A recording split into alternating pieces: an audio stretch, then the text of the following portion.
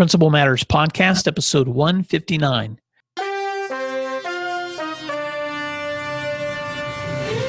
Hi, friends. This is Will Parker, host of Principal Matters, the School Leaders Podcast, where each week I bring you inspiring, innovative, and imaginative ideas for your own school leadership. You can check out all my resources for school leaders at my website, williamdparker.com.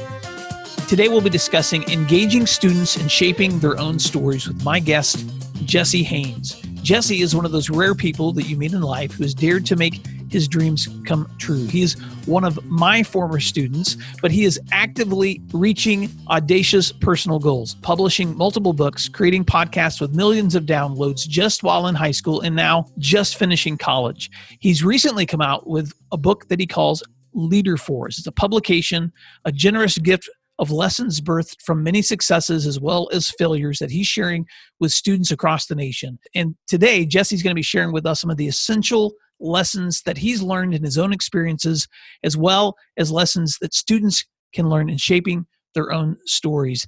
Jesse, I'll give you an opportunity to introduce yourself even more in just a minute, but welcome to Principal Matters. So glad to have you on the show. Thank you. It's great to be here. Well, I want you to begin by telling a little bit of your story. I've known you for a very long time, and I am so privileged that you reached out to me with the ideas that you have for student leadership growth, because I love sharing resources with school leaders. But tell us a little bit about who is Jesse Haynes and what led you into your creative work, into shaping a story that you've been sharing with others for several years now. Like you said, I'm Jesse. I'm a proud graduate of Skiatook High School, and I went all the way through the Skiatook school system, where I was learned and shaped, and a lot of the teachers and faculty member there are the people who influenced me to become this creative storyteller that I am today. And then from there, I went to the University of Tulsa and studied media studies. It's this fun crossroads between English and business.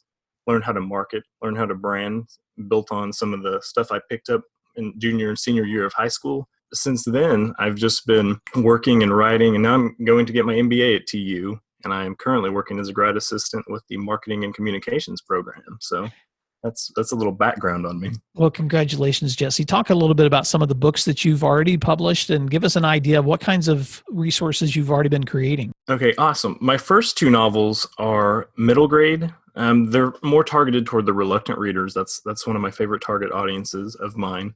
When I first got into reading, and this is crazy as it sounds, but I wasn't big on it. I didn't want to read something unless it was just something that really hooked me.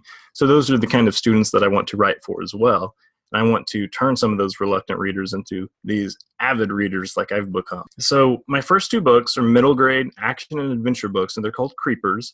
They were published a small publishing house, and they're available on my website, justhanesauthor.com, if you're interested in checking them out. I recently, in December of 2018, signed a 4-book deal with Roadrunner Press, which is out of Oklahoma City. So it's a traditional publisher. It's exciting to kind of work through the same process, but on a different scale, have a different team working with me. And the first book of a trilogy, it's called Gifted, and it's a young adult magical realism book. Think Star Wars meets Maze Runner meets X-Men. That's my best pitch for it. It's going to be coming out within the next couple months. I don't have a firm release date yet, but pretty soon. I'm very excited about that. Well, in all the years that I've known you, Jesse, you've always been a creator. And listeners, those of you that don't know Jesse Haynes, Jesse was also a star athlete. He was a state champion in the discus. Was it the discus or the throw?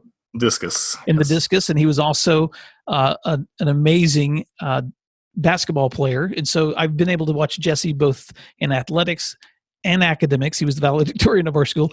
And I've watched him pursue his creative bents. And so you may think that, oh, this young man must be a superhero. But really what I've learned about Jesse is the power of embracing his own self-development, setting amazing goals, and then inspiring others to do the same. And so, Jesse, today I'm so excited for you to share some of the things that you've been sharing with students. Last year, you were invited to speak at our National Honor Society state conference, and you shared with students there. And that's where you and I began this conversation that we're having right now in this podcast. But I wanted you to take a few minutes and just, can you share some of the lessons that you've been using to inspire students when they are thinking about their own self-development? Absolutely. And that points us back toward this new publication of mine that just released this week, and it's called Leader Force.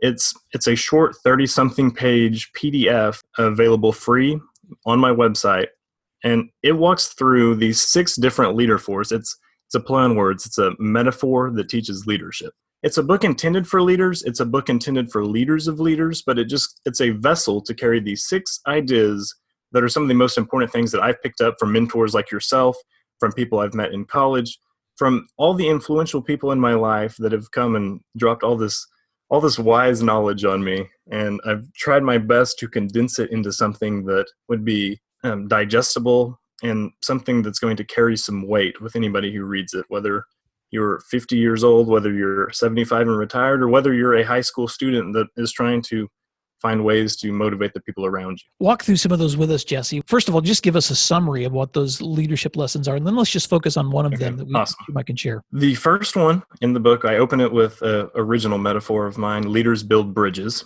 And we're going to transition from that into leaders sow seeds, leaders score points. That's kind of calling upon my history in basketball that we just discussed.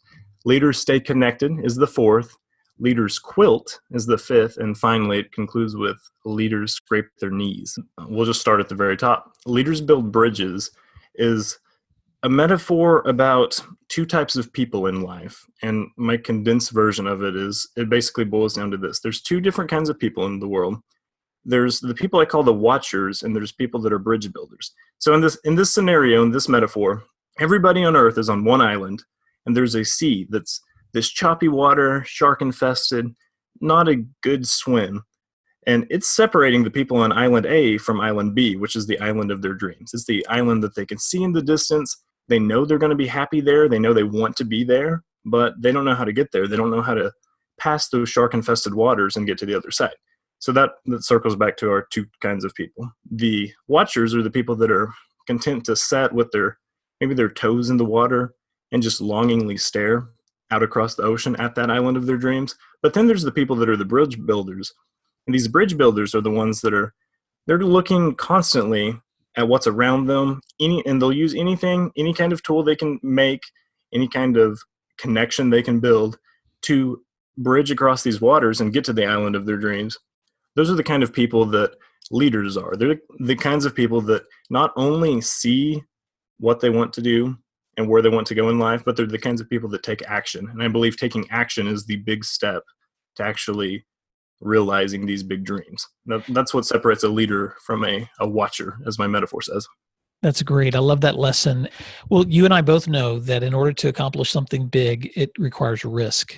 And Jesse, I'm just really curious, what are some experiences that you've had where you have failed? And what are some of the lessons you've learned through that failure? Because some people stop at those moments. And I know that you have experienced a lot of success, but I imagine that's come with failure. Absolutely. I have 9 out of 10 times I try something, I fail. But it's worth it every time that you have that one success. I decided back in 4th grade that I wanted to publish a novel before I graduated from high school. That was my ambitious goals as a 4th grader. I didn't realize how lofty of goals those were at the time.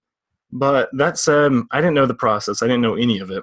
So the biggest example of failure I can think of is when I wrote this first book, and I was so proud of it. I was in 8th or 9th grade. I didn't know a lot of rules of the English language even. But I started sending out query letters, and I sent out, honestly, probably 150.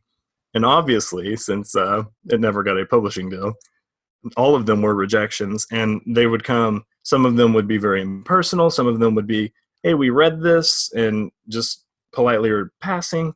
But there was just constant rejections. And it got to the point that every day in my inbox, it would be 2 or 3 people just saying I'm not good enough. My work wasn't good enough. And instead of getting down about it, I decided, all right, maybe with some time I can improve. I need to practice. I need to work. And then eventually, hopefully, I'll get to the point where they'll be emailing me back and saying we're interested. And maybe if those 150 people I send it out to, maybe I'll have 5 or 6 people contacting me and say, hey, we'd be interested in acquiring this story. And that kind of became my dream. But all the rejections that I got along the way, and it's particularly tough as a 14 or 15-year-old, but all those rejections really helped inspire me to improve my writing, improve my storytelling, and make it happen. That's one example of failures leading to inspiration. Well, what I love about that story is I know you're familiar with Malcolm Gladwell's book where he talks about outliers, people that are very talented in their fields, but they're often considered exceptional among their peers. And often those individuals who are considered outliers, who reach goals before those around them, will have demonstrated approximately 10,000 hours of practice on an area so that they become an expert. And Gladwell's research showed that those people that we consider outliers are often first developers when it comes to that skill or that talent compared to their peers. And so what's exciting about your story, Jesse, is you discovered at a young age a passion that you had. You began developing it, and then in trial and error, finding ways to try to shape that craft. But those rejections didn't shut you down. And that's the amazing part of that story, because I know a lot of people who on one rejection would have decided, this isn't for me. I need to go a different direction. But with hundreds of rejections, you kept working, and even into your high school experience. And it was I believe your senior year of high school, that you finally found that break you were looking for, that first publisher that was willing to give you an opportunity for your novel Creepers. And so what did that feel like when you finally had the opportunity to move from failures to an opportunity? Yeah, it was fantastic. I was sitting in a trig and pre-calc, and I got an email from the publisher that said, yes, we're interested. We'd love to acquire this and make it happen. And just finally getting that break was the most rewarding thing, that it was worth every rejection I'd received up to that point. And there had been a lot of them. The first book I told you guys about was backburnered. And this one that finally got accepted, Creepers, was my third attempt at writing a book. So there's a lot of rejections there, and they added up. But when I finally got that acceptance letter, it was totally worthwhile. Everything there was made out worthwhile.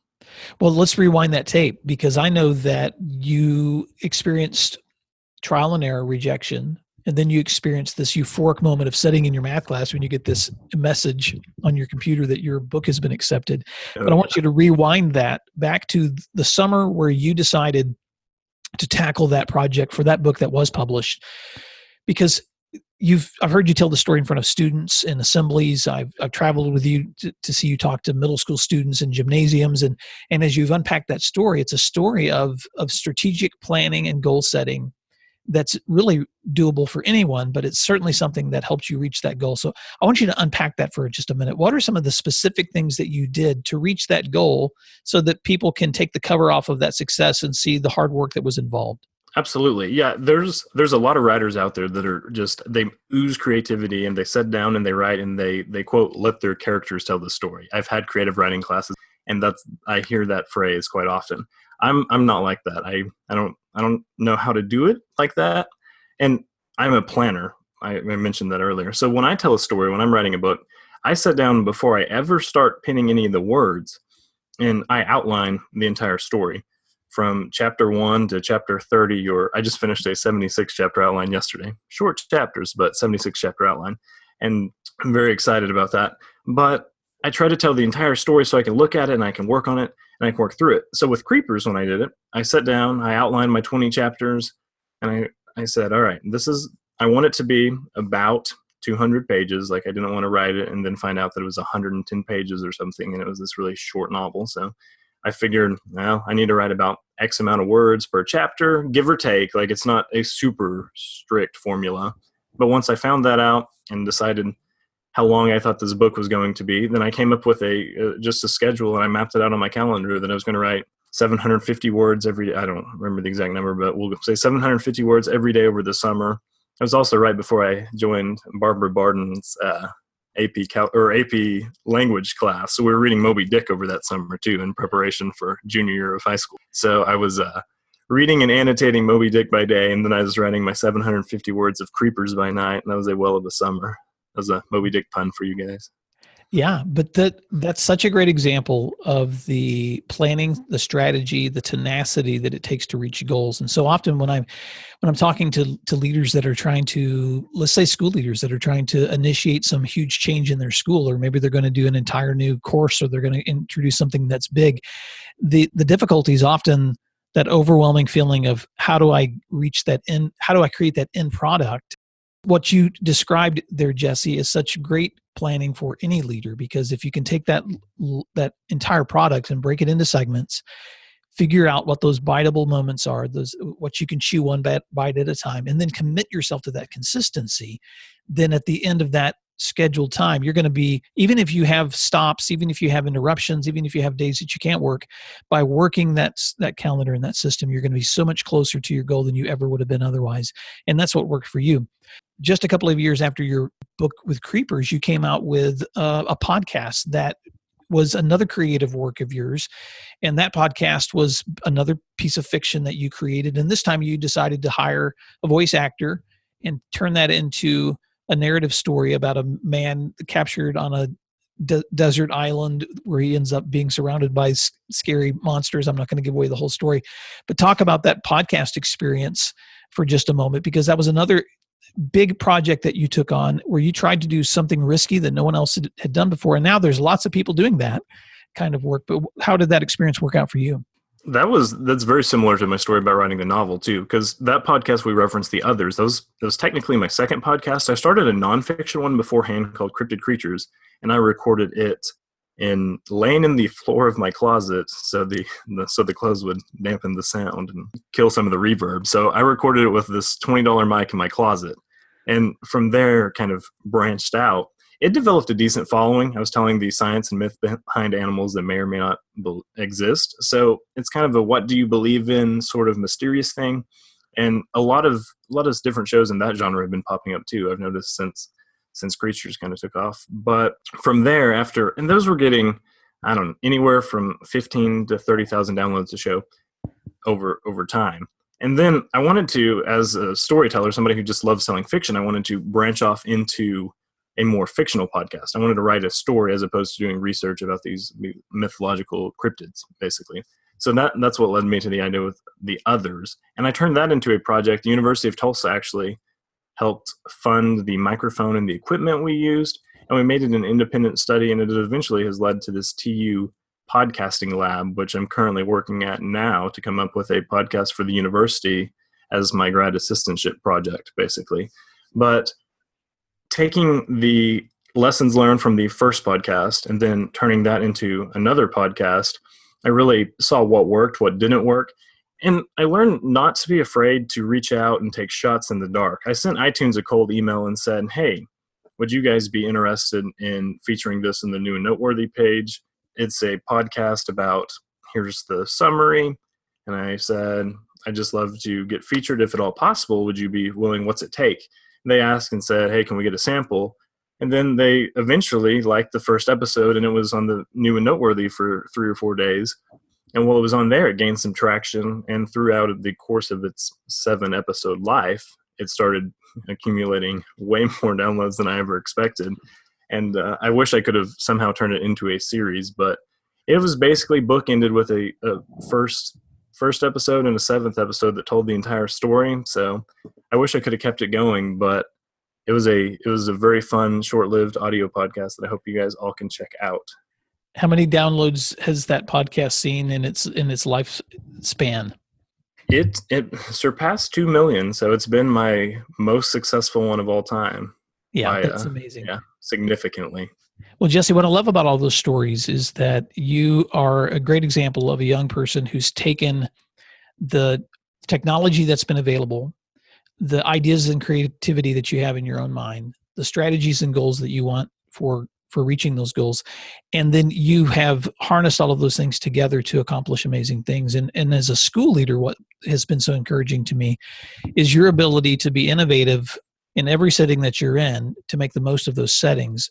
I talk to a lot of school leaders that are looking at their students and trying to figure out ways to encourage them to provide relevant opportunities for them to apply what they're learning, because you and I both know some students think school is incredibly boring, and you've had experiences that have been both boring and have been challenging and others exhilarating.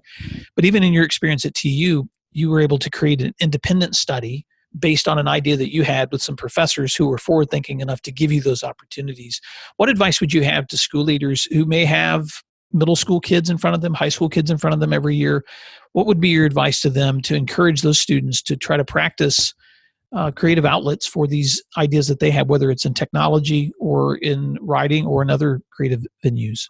I'd say in 2019 America, there's so many ways to express creativity that anybody with this creative knack, creative idea. There's so many options to choose from, be it podcasting, creative writing. We can all start our YouTube channel. There's so many free and very often useful, easy to interface with technologies out there that there's no reason not to try to give in and support these dreams, because some of these crazy dreams will not work. I've had many plans that definitely fell flat, but it's super rewarding for both the student and the mentor when you do get those moments where the podcast takes off. Because the others took off as my independent study, basically we had a nice donation to the media studies department and now have a very fancy podcasting lab with 3 microphones and a lot of nice equipment. And those kind of rare moments are so worthwhile that I don't know why you wouldn't want to take a shot as a leader or a leader of leaders to lean into these ideas and embrace them wholeheartedly. Jesse, another area in your Leader Fours lessons that you share with students is on the power of the seed. And I want you to talk about that for just a moment. What do you mean by that Leader Four, that metaphor? And then walk us through, and I know it's a long story, but walk us through a little bit of what that looked like for you on those small things that you've done that have created big moments. In the metaphor, I talk about farmers growing, and they're investing just a tiny little particle into the ground, expecting some kind of big return. And obviously not all the seeds are going to sprout. Some of them die. There might be a drought, and you can't count on that. But if you sow enough seeds, then you're going to eventually reap a big reward. And one of the things I talk about in Leader Fours is trying to constantly be sowing seeds and trying to be forward thinking, as you said a minute ago, because those forward thinking people are the ones that have enough farsightedness to kind of stay ahead of the wave. So the example that I use as the seed, I sowed the biggest seed, and this is obviously not something that everybody's going to do. Everybody doesn't like fiction writing, but I use publishing my first book as the seed, and it walks you through everything that became of this seed being sown. For example, I published my first book, and I was called into the Skytech Journal, the local newspaper, and they said, "Hey, would you want to be our sports writer?" So I left this interview with them about my book with the sports writer job, and from there, I got hired by the Tulsa World to write sports for them, the Ulaga Lake Theater to write sports for them, and I got a lot of different jobs that came out of it. Because of the book, the University of Tulsa saw the story that the Tulsa World wrote about me, and they said, "Hey, here's a very generous scholarship if you want to come be a fiction writer at our school." So that really paved the way for me to go to TU. Because that book, I really got to know you very well, Mr. Barker, and that's been such an inspiration. And I've learned a lot from you as a close mentor, because we bonded over this love of fiction. You talked to me about website building, marketing, platforming. You inspired me to podcast with your Principal Matters podcast. This very podcast is what made me say, "Oh, I'd love to do that. I'd love to use some kind of creative outlet like that to share my voices with the masses." And even because of that book, I got to travel and visit some conferences, some in-state conferences, some out-of-state conferences. And it was at these conferences where I met the publisher I'm with now. And yes, it was a self-published book that I was traveling with, but because I reached out and tried to build on these connections, it got me in the doors of these conferences. And then I met Jean at Roadrunner Press, and we struck up a conversation, and she's eventually read my stuff and welcomed me to the team. So that's one example of just how much stuff spawned from the one seed I planted of publishing a book. And seeds aren't going to all be that big. Sometimes my seeds might be deciding to not go buy 3 McChickens because I want to save the $3 and buy new podcasting equipment or something like that. But just always looking at the bigger picture and trying to evaluate what's going to be more rewarding and what's going to offer higher potential for something that's very exciting and a big personal development. Mm.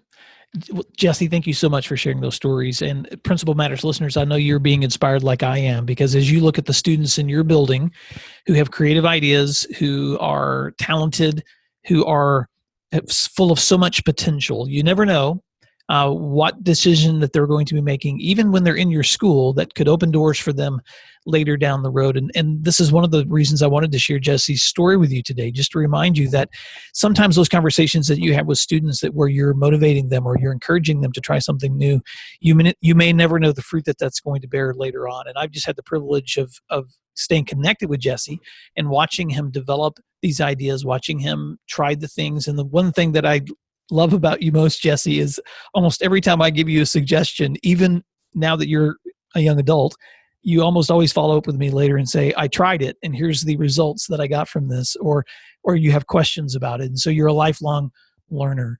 Well, Principal Matters listeners, I want to encourage you to reach out and check out Jesse's resources. So Jesse, can you share, if someone's interested in looking at your resources, your free ebook for teachers or students, how can they stay connected with you and how can they learn more? Absolutely. I'd love that. I'd love if you guys would contact me. If you visit www.jessehaynesauthor.com, we'll have the link in the show notes. If you visit it, there's a tab called Leadership, and you can find all the info and the Leader Force PDF download right there. So you'll sign up for a subscription. It's going to come to you via email, and you'll have the free ebook to use and share. I'm excited. One exciting part of it is that every Leader 4 has a in-classroom activity to share with the students that teaches leadership. It has some assessment questions. So I'd love to, even if you want to go the extra step and not only download it and read it and pass it on with your students, but if you want to try out some of these fun activities, honestly, I've seen some leadership activities that as a high school student, I can say that I was not too interested in participating in, but I think all these are fun. I truly do. And I'd love if you guys would be interested in checking out doing so, performing these with your students and letting me know the results. If you're interested in my books, they're also on jessehaynesauthor.com. They're on the main page. If you're interested in my podcasting, there's a podcasting page where you can find the podcast, links to all the podcasts, and even access to my 13-page How to Podcast guide, which uses information that I've learned, personal discoveries, and just points you toward the best resources from the big names in podcasting that can teach you how to do it a whole lot better than I can. But it's a really helpful guide that I think could be a big asset to anybody trying to get into the podcast producing industry. Jesse, what's one parting word of advice that you would give to Principal Matters listeners as we wrap up today's conversation? Never count out a student. There are so many talented, uniquely talented individuals out there that I run into every day that sometimes it's the most quiet kid in the class that blows my mind with what he comes up with or what she says. And those are the ones that I never see coming, but it's even the most inspiring. So I would say lean into those creative activities and those creative ideas that they express, and be sure to, whether it's the most outspoken person in the class or the shy one that sits in the very back, listen to it, embrace it, and big things can come from any of them. Well, Principal Matters listeners, I know you have been inspired, as I have, by Jesse Haynes talking about ways that we can engage students to shape their own stories. So, Jesse, thank you so much for the opportunity to tell your story with others. And Principal Matters listeners, thank you so much for the time that you have listened this week as you're getting ready to start school. Remember to, as Jesse said, lean into those moments where you give students opportunities to grow, to shine, to explore, to create, to innovate, create the atmosphere so that they can do that in your schools, because what you do matters. And we'll talk to you soon.